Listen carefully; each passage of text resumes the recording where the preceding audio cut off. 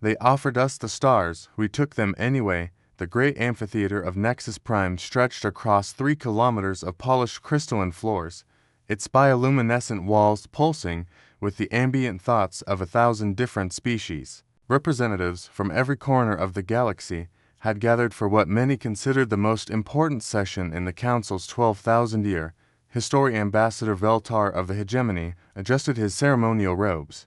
The golden threads catching the light from the central days, his 4 eyes scanned the assembled delegates, the crystalline architects from the Veil Nebula, the gaseous collective minds of Andromeda's spiral arms, the ancient tree beings of the Outer Rim whose lifespans measured in millennia. All were here, all except one species. The humans have been silent for 47 standard cycles, announced High Counselor Zekmith, her voice carrying across the vast chamber through both sound and psychic resonance. The insectoid leader's compound eyes glittered as she addressed the assembly. 47 cycles since we extended the greatest honor in galactic history. An invitation to join our Council of Peace. Murmurs rippled through the gathered representatives.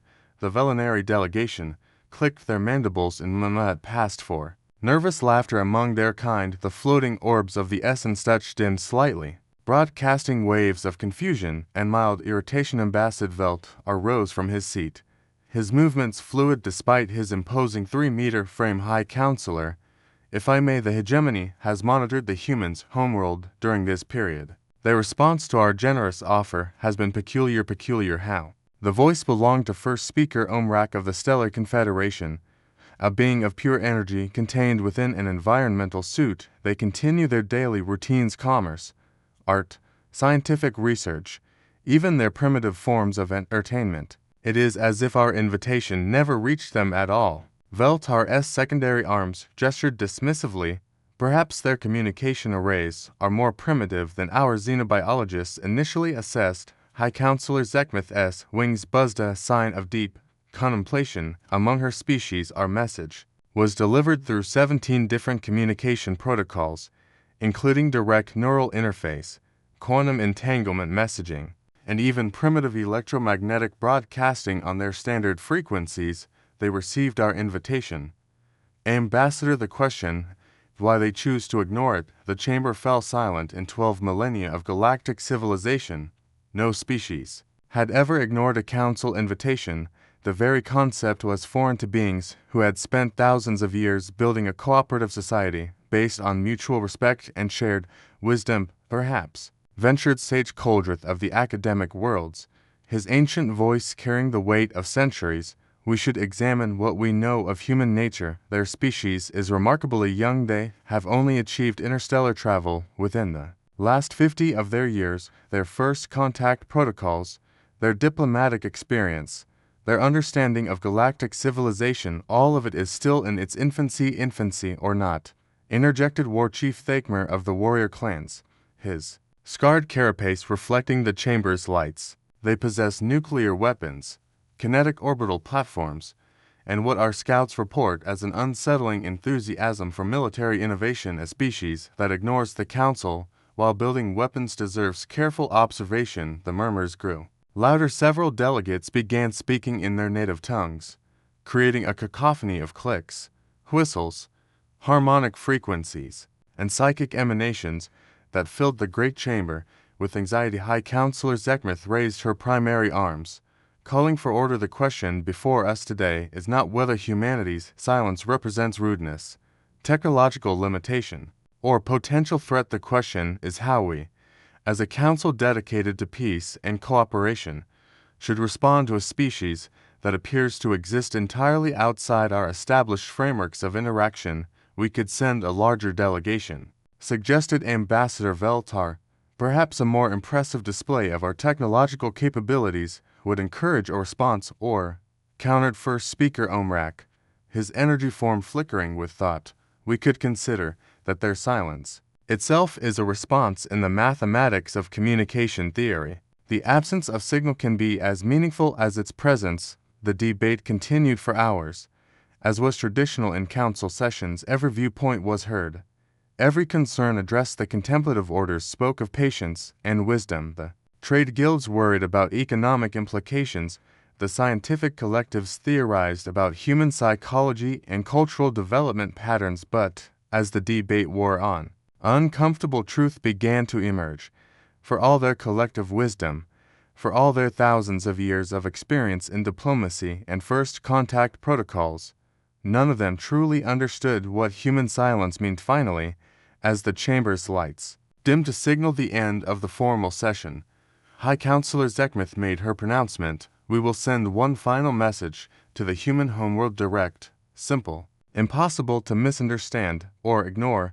We will give them one more opportunity to join the civilized galaxy before we consider alternative approaches. 3 cycles later, the most powerful communication array in the galaxy activated.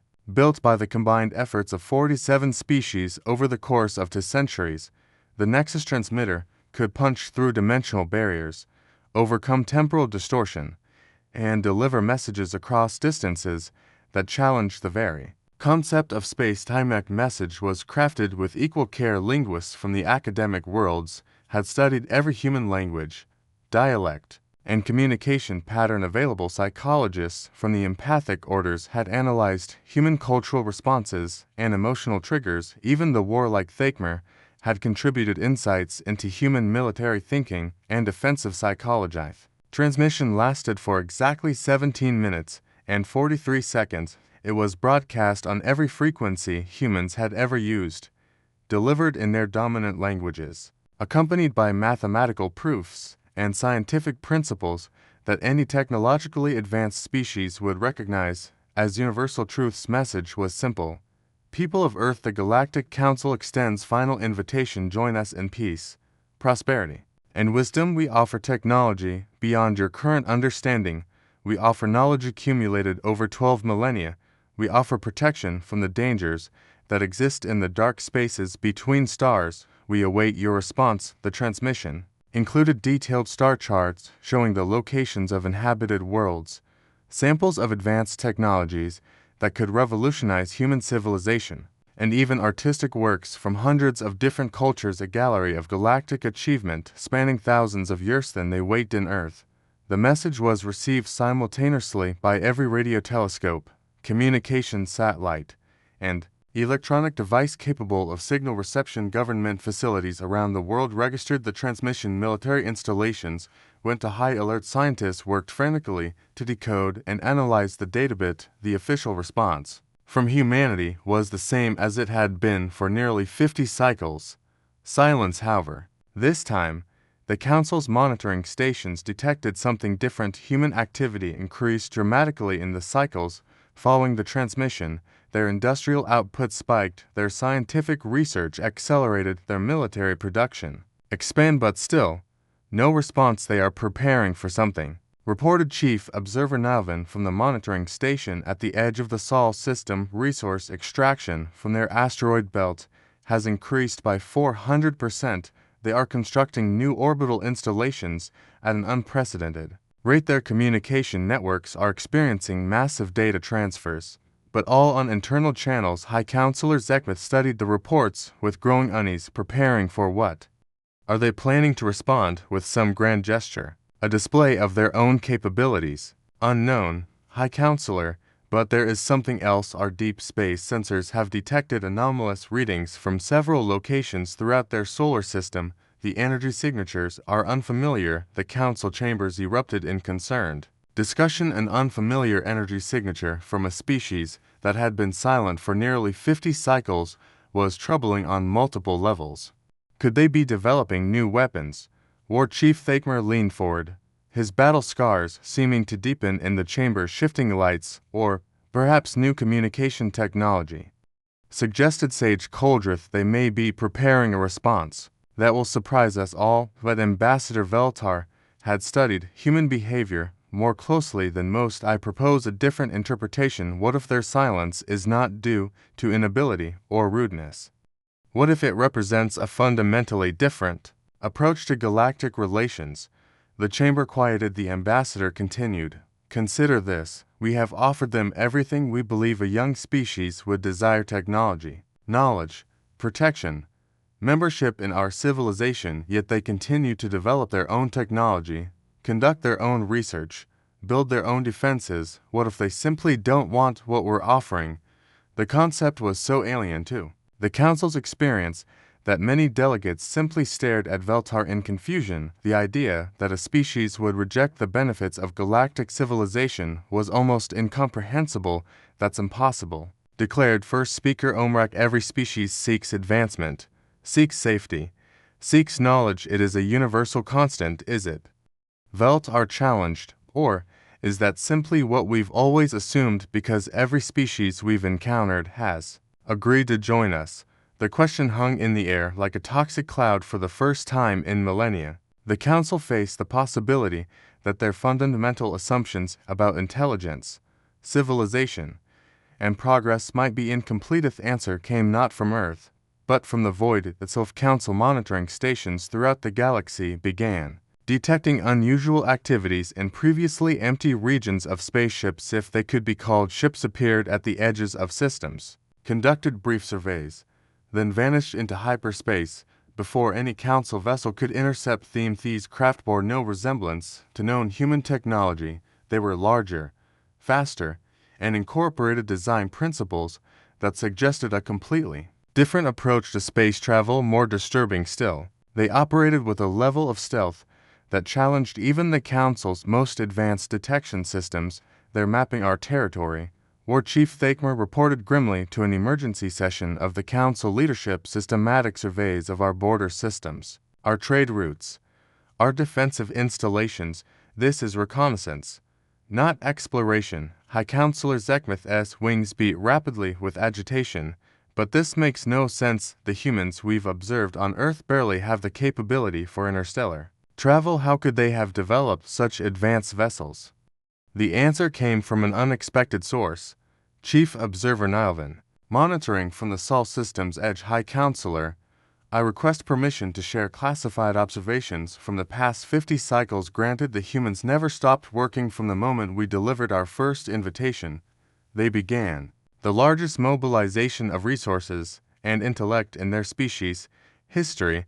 But they didn't just accept our gift of knowledge, they improved upon it. Nilvan activated a holographic display showing detailed scans of human activity throughout their solar system. The images revealed construction projects on a scale that dwarfed anything the Council had imagined a pre-galactic species could achieve. They reverse-engineered the technology samples we sent, then they combined them with their own innovations in ways we never considered. Look at this. The display zoomed in on a massive orbital facility near Jupiter. They took our fusion technology and merged it with something they call controlled singularity manipulation. The result is a power source that exceeds our own capabilities by several orders of magnitude. The Council chambers fell silent as the implications sank in.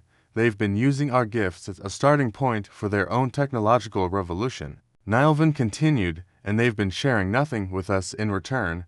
Because they never accepted our invitation in the first place, they took what we offered freely, improved it beyond our understanding, and are now using it for purposes we can only guess at. Sage Coldreth spoke softly, in academic terms. They didn't plagiarize our work, they cited it, then wrote an entirely new thesis. But why the silence? Demanded Ambassador Veltar. Why not communicate? Why not engage in dialogue? The answer came not from the Council chambers, but from space itself. A very monitoring station, every deep space sensor, every communication array in Council territory simultaneously received the same transmission. It lasted exactly 1 minute and 37 seconds, broadcast with power that suggested the senders possessed technology far beyond what any Council member nation could deploy. The message was in perfect galactic standard, the formal language of the Council.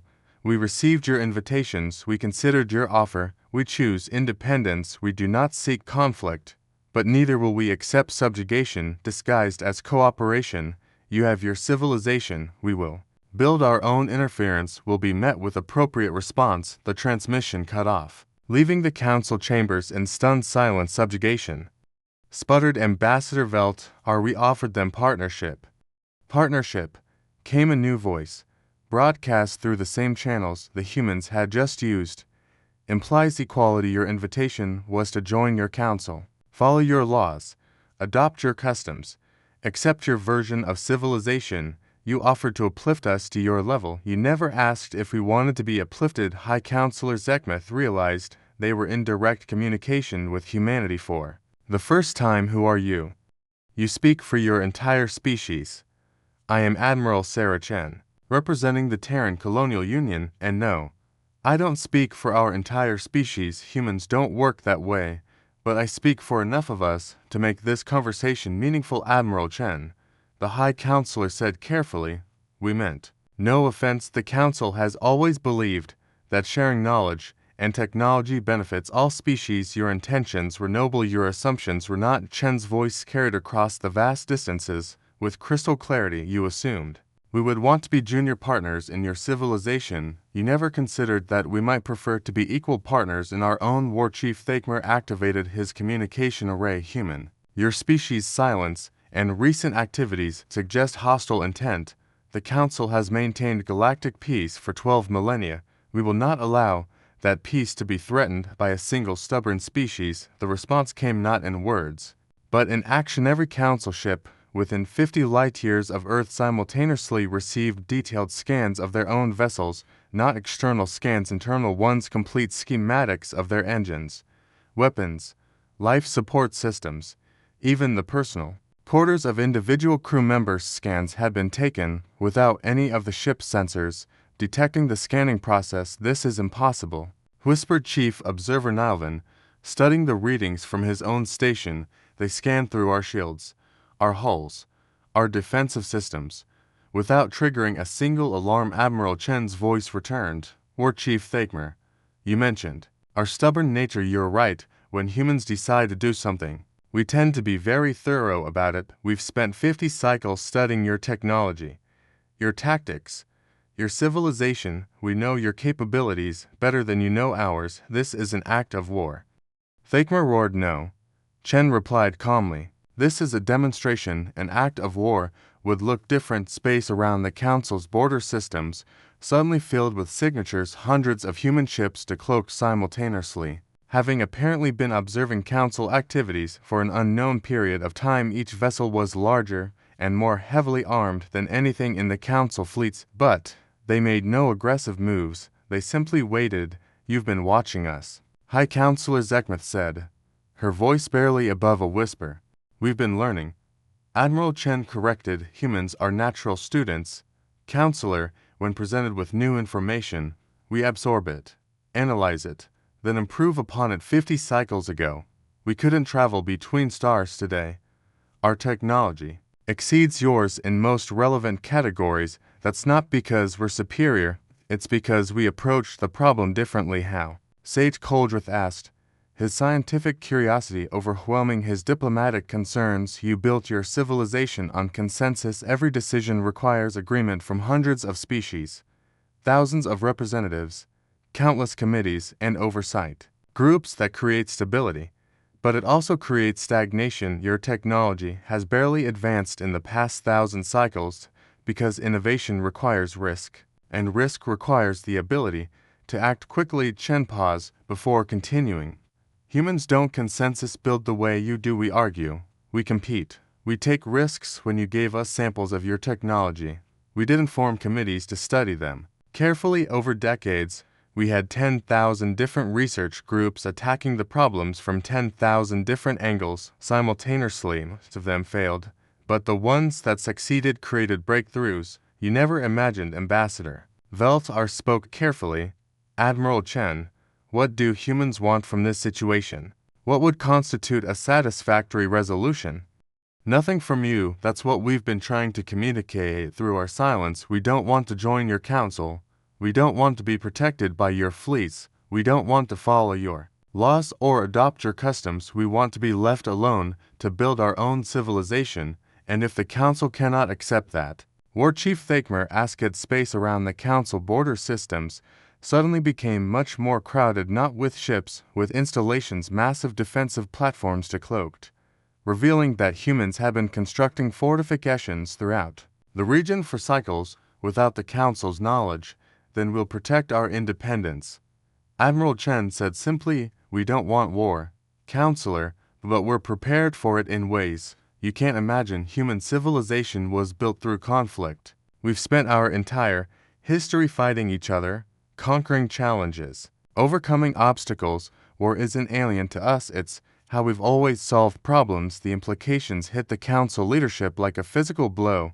They were facing a species that had advanced beyond their own technological capabilities in 50 cycles, had been observing and analyzing their civilization for an unknown period, and was prepared for military conflict on a scale the peaceful council could barely comprehend. What do you propose? High Counselor Zekmith asked. Admiral Chen's response was swift and specific. Recognition: humans claim sovereignty over our current territory and any worlds we colonize in the future. Non-interference. The Council agrees not to extend invitations, ultimatums, or interventions to human colonies. Trade: we're willing to engage in commerce on equal terms, but not political integration. And in exchange, asked Ambassador Veltar, we'll respect your territory and your civilization. We won't interfere with council member species or attempt to recruit them to our side. We'll maintain open communication channels to prevent misunderstandings. Think of it as parallel development rather than integration. Sage Coldreth spoke up. This is unprecedented. The council has never recognized a completely independent interstellar civilization. Then it's time for a precedent. Chen replied, your civilization chose cooperation and consensus. Ours chose independence and competition. Both approaches have merit. Both should be allowed to exist. War Chief Thakmer was less diplomatic.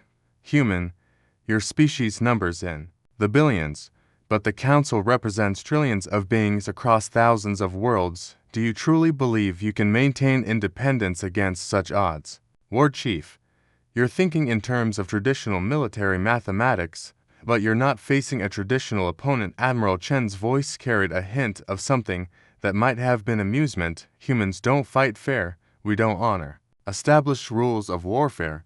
We don't limit ourselves to accepted tactical doctrines. When humans go to war, we innovate our way to victory. You speak of war as if it were inevitable. High Counselor Zekmith observed, not inevitable, possible. The difference between humans and every other species you've encountered is that we prepare for the worst while hoping for the best. Your council assumed we would join you because that was the logical, beneficial choice, but humans don't always make logical choices. Sometimes we choose freedom over safety, independence over prosperity, struggle over ease. First speaker Omrak flickered as his energy form processed this information. Admiral Chen, you describe your species as inherently conflicted with our values. How can we coexist if our fundamental approaches to civilization are incompatible? The same way different ecosystems coexist on a planet, by recognizing boundaries and respecting differences. Your council can continue to grow and develop according to your principles. Human colonies can do the same according to ours. Trade, communication, even cooperation on specific projects, all possible without political integration. The council leadership exchanged communications through private channels for several minutes. When High Counselor Zekmith spoke again, her voice carried the weight of a momentous decision. Admiral Chen, the council will consider your proposal, but we require guarantees. How can we trust that human expansion won't eventually threaten our member worlds? The same way we trust that your council won't eventually decide our independence is a threat that needs to be eliminated. Chen replied, through clear agreements, open communication, and mutual respect for each other's strength. And if conflicts arise, then we'll handle them as civilized beings through negotiation when possible, through strength when necessary. The key difference is that we're both approaching this from positions of power rather than one side trying to uplift or civilize the other. Ambassador Veltar posed the crucial question. Admiral, you've demonstrated that human technology has advanced beyond our expectations, but advancement in one area doesn't guarantee superiority in all areas. What makes you confident that independence is sustainable long term? Admiral Chen's response revealed the true scope of human preparation. Ambassador, you've been monitoring our home system, but that's only the beginning of human space. In the 50 cycles since your first invitation, we haven't just been developing technology, we've been expanding. New contacts appeared on every council monitoring station. Human colonies, dozens of them, scattered throughout regions of space the Council had assumed were uninhabited, each one surrounded by defensive installations and industrial complexes that rivaled anything the Council had built. We didn't just reject your invitation, Chen continued. We used the time you gave us to establish our own foundation. Human civilization now spans 47 star systems, with more colonies launching every cycle. We're not asking for independence from a position of weakness, we're demanding recognition from a position of strength. The scope of human expansion stunned the Council leadership in 50 cycles. While they had been politely waiting for a response to their invitation, humans had quietly built an interstellar civilization that rivaled many Council member nations. This changes everything, whispered High Counselor Zekma 3 cycles later. The Galactic Council made its historic announcement for the first time in 12 millennia. They formally recognized an independent interstellar civilization. The Terran Colonial Union announcement sent shockwaves throughout Council space. Some member species were outraged at the precedent, others were curious about these humans who had chosen independence over integration. A few began quietly questioning their own membership in the Council. Formal treaty negotiations took place on a neutral space station constructed specifically for the purpose, a joint effort that demonstrated both civilizations' commitment to peaceful coexistence. The final agreement, known as the Terran Accords, established principles that would govern human Council relations for generations. Territorial sovereignty was absolute on both sides. Council space remained under Council jurisdiction. Human space remained under human control. Border systems would remain neutral zones with joint monitoring stations. Trade relations would operate on strict equality principles. No special access, no preferential treatment, no attempts at economic integration that could lead to political influence. Technology sharing would be voluntary and reciprocal. Neither side would be required to share innovations, but both could choose to do so for mutual benefit. Cultural exchange would be encouraged, but not mandated. Citizens of both civilizations could visit, study, and learn from each other, but neither side would attempt to convert or recruit from the other. Military cooperation would be limited to mutual threats that endangered both civilizations. Neither side would be required to participate in the other's conflicts. The signing ceremony was attended by representatives from both civilizations. Admiral Chen, now serving as the first human ambassador to the Council, stood beside High Counselor Zekmith as they formally ended the 50-cycle period of silence with humanity's first official words to the galaxy.